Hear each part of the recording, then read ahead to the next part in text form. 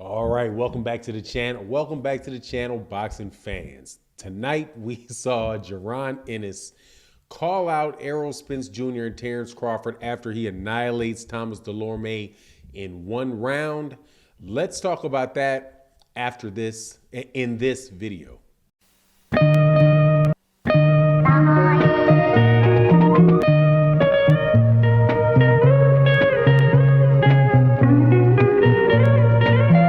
All right, welcome back. It's your boy Fanon. Look, before we get into the subject matter of the video, if you're not subscribed to the channel, please subscribe, hit the bell icon, all that good stuff, and make sure you hit the like button and share the video. Jaron Ennis, I was saying this before this fight took place. Jaron Ennis is most definitely a very, very, very special fighter. Tonight he fought Thomas Delorme on the Showtime card, on the undercard, of Jamal James versus Butiev. Also a very, very good fight. And I do believe that he's fighting probably on his last undercard. This kid right here is an absolute star in the making, without a doubt. One of the best. I think right now he's one of the best fighters in boxing. When I come out with my next pound for pound list, and I'm definitely going to be doing a formal pound for pound list soon, I am seriously thinking about putting this young man on the top 10 pound for pound list, because I can't see very many people other than two people in the welterweight division. I only think there's two people in the welterweight division right now that even have a chance to beat him. But just to talk about the fight just very, very quickly, he knew exactly what to do against Thomas Delorme. He went right in there and did it, knocked him out in the first round. And there's not much other than to say that, man. Perfectly timed right hand as Thomas Delorme was trying to duck under a jab, Thomas Delorme ducked down to his right. As he did that, Jaron Ennis just laid into him right where he was, right where he ducked to. Precision, absolutely precision punch, knocks him down. Delorme gets back up. Jaron Ennis just, corners him again, throws a couple jabs, 4-punch combination. I think he might have got touched with a counter shot by Delorme, kind of maybe for an instant, might, kind of set him back for a second, like, oh, I can't believe this guy touched me, right? But he gets touched. He's like, oh, man, I got touched. But then he goes 4-piece combination, knocks out Thomas Delorme, and the fight is over. What I said before this fight took place, and I'm going to reiterate this, was that if Jaron Ennis just went in there and destroyed Thomas Delorme, I don't want to hear anything else. This guy is ready to fight any of those top champions. And the reason I say that is twofold. Number one, Thomas Delorme is a solid fighter. And if Jaron Ennis had difficulty with Thomas Delorme and it had gone, I don't know, say 7-8 rounds or something like that, or went to a decision, I would say, okay, I'm not quite sure if Jaron Ennis is ready. Maybe he needs a couple more fights to get himself ready. But I said that if he was to just roll through Thomas Delorme, it's time for him to fight for a championship. Because who else is he going to fight? If he can run through Thomas Delorme like that and pretty much make a joke out of Thomas Delorme, and the fight before that he made a joke out of Sergey Lipinets. Who exactly, other than the top welterweights out there, are going to beat this kid? Nobody. So to see him go through a bunch of other fights with a bunch of secondary guys to try to prove that he's ready for a title shot, I just think is unnecessary. He's already proven that he's a top level fighter, because the gap between him and the secondary fighters. Sergey Lipinets is not a soft touch.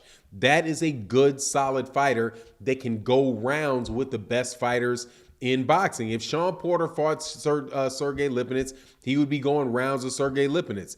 If Sean Porter or Danny Garcia was fighting Thomas Delorme, more than likely they're going rounds with Thomas Delorme. They're more than likely not just going to walk in there and annihilate Thomas Delorme like that.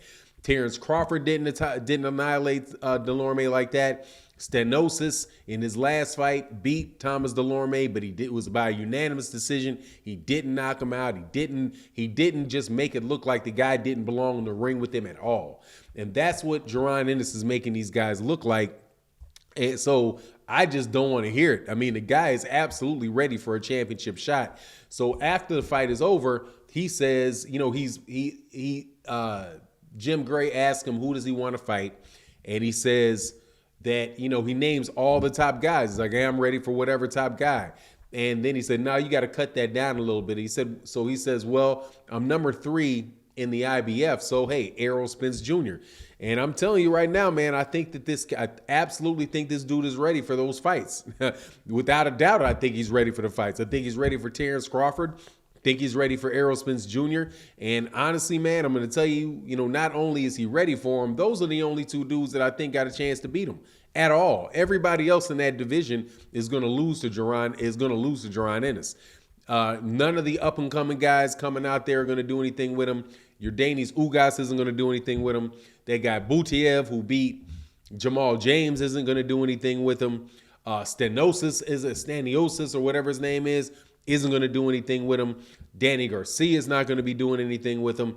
None of those guys are going to be doing anything with this kid. This is a super special fighter from what I can see. And he even answered my question about whether the dude had a chin, because he got caught in the middle of that rally where he was stopped right before he knocked out Thomas Delorme. He actually got caught with a decent shot. I think he actually got caught with a shot in the fight, maybe with Sergey Lipinets. I think Sergey Lipinets might have caught him. But, you know, anybody other than these 2 top fighters fighting Jaron Ennis is going to be a joke in that welterweight division.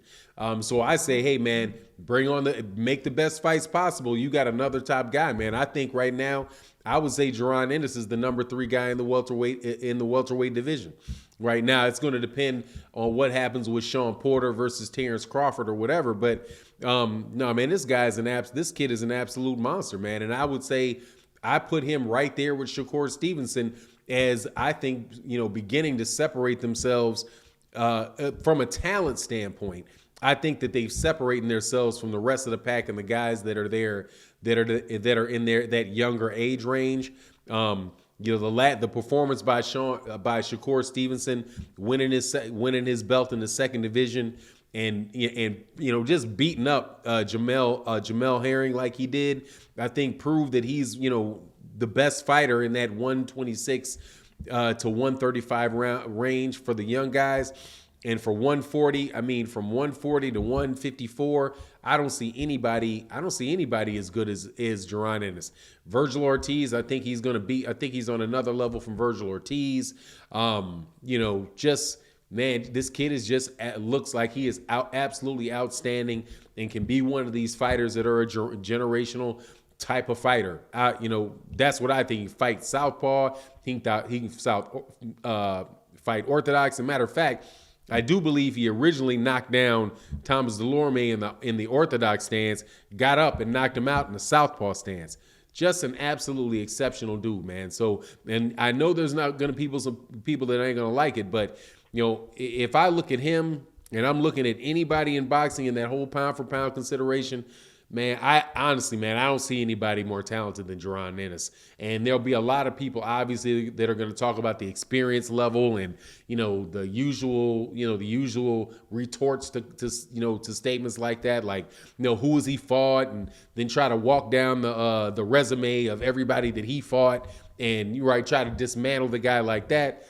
And if you can't see what this guy can do in a boxing ring just by looking at him, man, I don't know if you're really a fan of the sport, man, because that right there is a 300-pound gorilla in the room and very, very hard to miss. But anyway, that's my take on the matter. You let me know what you think in the comment section.